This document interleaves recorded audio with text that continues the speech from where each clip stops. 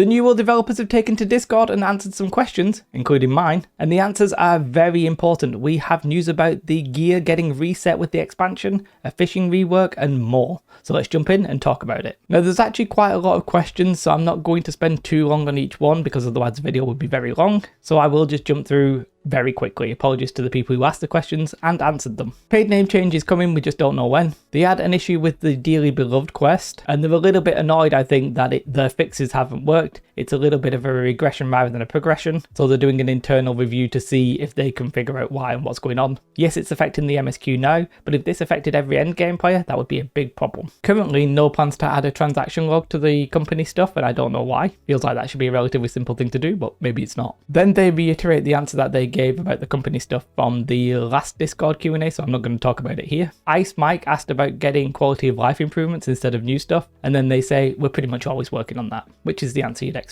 The next question is about an incentive to do lower level mutations because it's very difficult to find groups. And they basically say when they get the cross-world expedition finder, they will do some quality of life stuff. I'm personally hoping for an auto queue system. Don't take away the system that we have now, but add an auto queue. I feel like that would make the game so much better. And just finding low level mutations a lot easier, because you know that you're searching with everybody in the region. Like, that'd be really good. Yes, it'd be a bit of a crapshoot in a way, because whether or not they would have the ward gear, the bane gear, and the skill and the gems and stuff, but that's just a gamble, right? You just have to take it for that sacrifice of speed. But they would also talk about how they may make changes to storage, trophies, and other existing features are being looked at all the time, I think. Will there be an incentive to do lower level mutations? I just mentioned it's quite hard sometimes to find a group for maybe like the M7s of the world. And they say, yes, we're working on something, but we can't talk about it right now. Are there plans to add matchmaking to Outpost Rush? So in Season 2, we're not actually getting matchmaking or anything like that with Outpost Rush. It's just going to be cross-world. They are looking to change things in the short and long term. Okay, and you can see right at the bottom here, my question has been answered, and it's about Outpost Rush, so we'll talk about that there. Next question is talking about the lore and how the Damascus is a real city, and that's actually mentioned in game. Basically, for New World, we're never going to go to real places, but all the characters are from real places, and now you're stuck in Eternum, basically. And then my question, I won't spend too long on it because it is my question, I've spoke about it before. Basically, I said Outpost Rush feels like it's filled with pre-mades from the leaderboard. And this means you have single players who are trying just to have a bit of fun and enjoy themselves, and then you've got pre-mades who are trying to get top of the leaderboards, and it's a little bit awkward. And I think it's making the game not very fun. And I don't really like the answer, but not because I don't like the way that they answered it, I just don't like the content of the answer, which is fair enough, it's just a difference of opinion, right? We do not want to discourage group play since that is healthy for the game mode. I agree and disagree. I think the leaderboard is actually encouraging group mode rather than discouraging it. And what I was saying is if you take it from counting for the leaderboard, then you're not encouraging pre-mades, and we don't have this weird thing where we have pre-mades versus non-pre-mades. But I agree group play is generally healthy. I also think that there's a place for like solo queuable PvP. Yes, the arena is probably that, but the arena is like intense because it's a short burst of fight. It's quite intense. Having something where you can just sort of queue up casually as a PvPer, I personally find really enjoyable. You know, but New World's going in a different direction, it seems. Because they also say with the introduction of cross-world Outpost Rush and regional leaderboards, with increased reward tiers, increased rewards, which will then increase the competitive pool, hopefully you'll start seeing a lot of new faces to compete against on the leaderboard. I don't want to smash new people. I just don't want to get smashed by pre-mades. I don't want 5 people all just targeting me and then moving on to the next one because they're more organised. Yes, I understand that being organised is better, but for me, there's a place for that, and that's sort of wars. And if you want to practice it in Outpost Rush, then why is it counting to the solo leaderboard?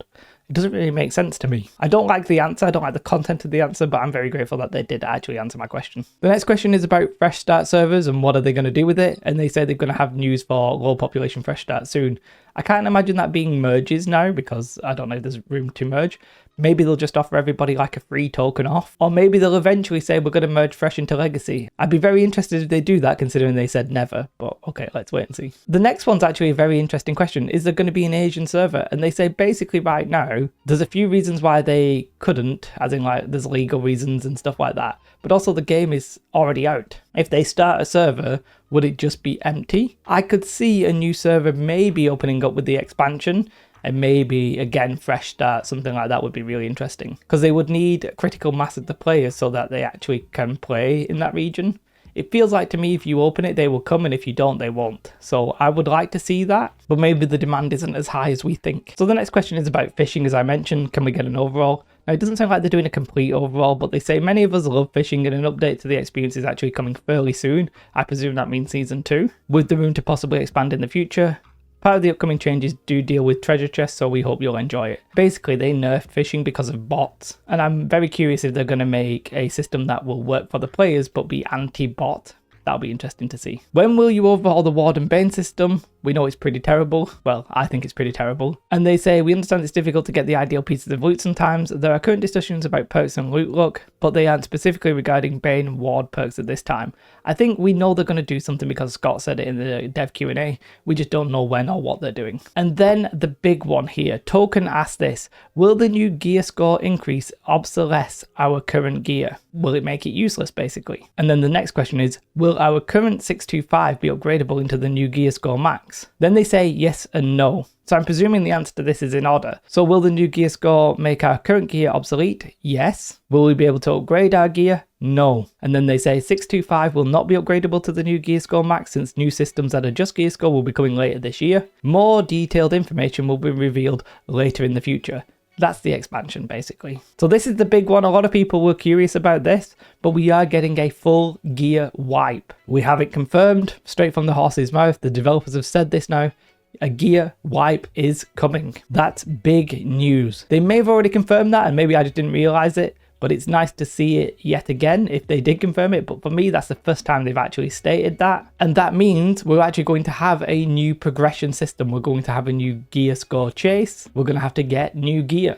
That sort of suggests to me the gear will either drop at 650 and be upgraded to 675, or it could drop at 675 and go to 700, or it could just drop at 700, or it could be a completely new system, which I sort of hope that it is. Either way, this is sort of exciting for me personally. I know some people are like, oh, if they reset my gear, I'm going to be furious. But then the meta changes all the time anyway, and you pretty much already have to reset your gear if you want to play PvP. And if you've been playing PvE, then it's going to be 2 years since you possibly had the chance of getting your gear. I think it's time that we actually do something different. But this sounds like the start of vertical progression rather than horizontal, and I'm here for it. I actually think we're ready for it. I think it's time. I think it's good news. I know some of you will disagree with me, and that's fine. It's okay to disagree with me, and if it's a deal breaker for you, then you can always stop, obviously, okay? Just a game after all, and they're the ones setting the rules. We have to decide if we're playing by it. I don't like Outpost Rush, but I do like this. So the next question is, gear sets are awesome. Are they going to be able to do attributes and skill trees at some point? They are discussing this idea, but it's not finalized. Are fashion sets going to work in the same way of gear sets? So basically, will you be able to say, okay, I want this set, and then I want this set, and I want to change between the two? It doesn't sound like they're doing that right now. It sounds like you're only going to be able to have one set, because they say this is a real cool idea, we'll bring it up with the team. I would love to see that. If anything, I sort of expected it to work like that, but it's okay if it doesn't.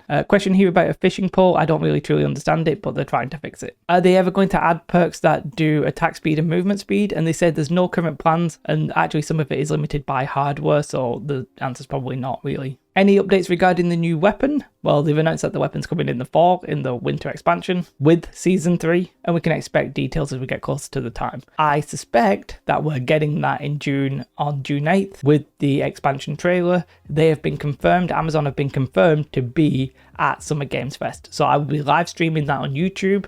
It's at 8 PM UK time. I think it's like 3 PM Eastern time. It's going to be hype. We'll be there. We'll probably get a new trailer. I'm very excited. Now, this next question, I don't really know this enough. The Azov engine versus O3DE. I thought we used Lumberyard. I really have no idea what this is. But basically, they've split. The engine is forked. Azov engine is now a little bit too different from O3DE, and they have no plans to remerge. Okay, I'm not really sure what that means for us as players, but there you have it. The next question, I think we sort of knew that this one was coming. Are there any plans to allow us to reset territory standing cards? Some of us made pure choices in our youth. Long story short, because they started talking about youth, is that yes, they're going to make it so you can reset it. Are there any plans to reduce the amount of crafting and refining gear? If I'm honest, it should just be one set. It's such a pain in the backside to have so many. If anything, I actually wish they would just get rid of it full stop, but they're going to reduce it. And they say they may look at this as something in the future, but it's not currently on the radar. That could be the expansion, it might be after. But yeah, the headline here for me is the fact that our gear is going to get reset. I know that's the one that probably people are going to click because that's the one I'm going to put in the title of the thumbnail and stuff.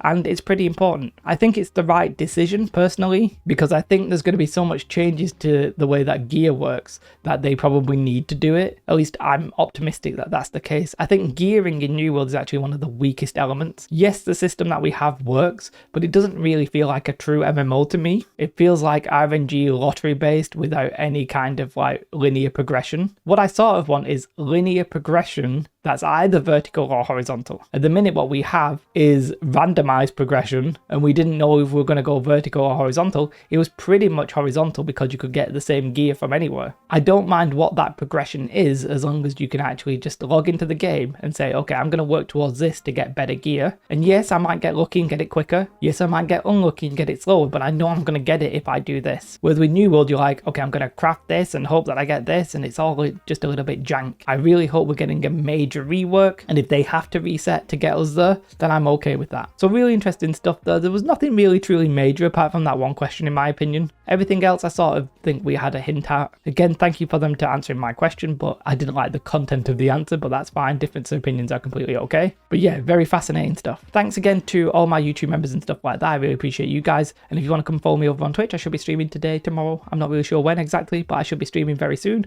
Come and give me an old sneaky follow. Sneaky suggests that you have to follow when I'm not online. You can follow whenever, and then I'll say thank you to whatever your name is. What you should definitely do though is have a most beautiful day. Like and subscribe. Goodbye.